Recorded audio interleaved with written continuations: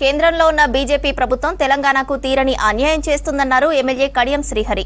నిధుల కేటాయింపుల విషయంలో కేంద్రానికి ఎన్ని విజ్ఞప్తులు చేసినా ప్రధాని మోదీ పట్టించుకోవడం లేదన్నారు.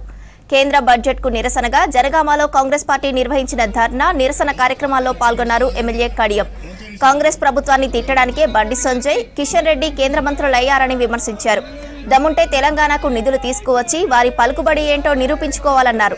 లేదంటే కిషన్ రెడ్డి, బండి సంజయ్ బీజేపీ ఎంపీలుగా రాజీనామా చేయాలని డిమాండ్ చేశారు కడియం.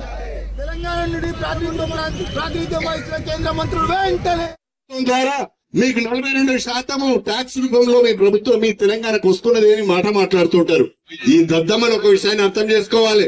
దేశవ్యాప్తంగా ఉన్న అన్ని రాష్ట్రాలకు కూడా కేంద్ర ప్రభుత్వానికి వచ్చిన ట్యాక్స్ లో 42% మళ్ళీ ఆ రాష్ట్రాలకు అభివృద్ధి కోరుకు నిధులు కేటాయిస్తున్నారు. ఒక తెలంగాణకి ఇవ్వడం లేదు. ఈ దద్దమ్మలు అర్థం చేసుకోవాల్సిన విషయం ఏంటంటే ఆంధ్రప్రదేశ్ కు అదనంగా నిధులు ఇస్తున్నారు. బీహార్ లో ఎన్నికలు ఉన్నాయి కాబట్టి బీహార్ లో అదనంగా నిధులు ఇస్తున్నారు.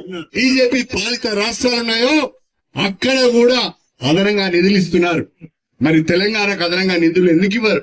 ఫైనాన్స్ కమిషన్ సిఫారసుల ద్వారా కేంద్ర ప్రభుత్వం రాజ్యాంగం ద్వారా రాష్ట్రాలకు ఇచ్చే నిధులు వస్తున్నాయే తప్ప అదనంగా మీ పలుకుబడిని ఉపయోగించి ₹1 అన్న తెలంగాణ తీసుకొచ్చారని అడుగుతున్నా.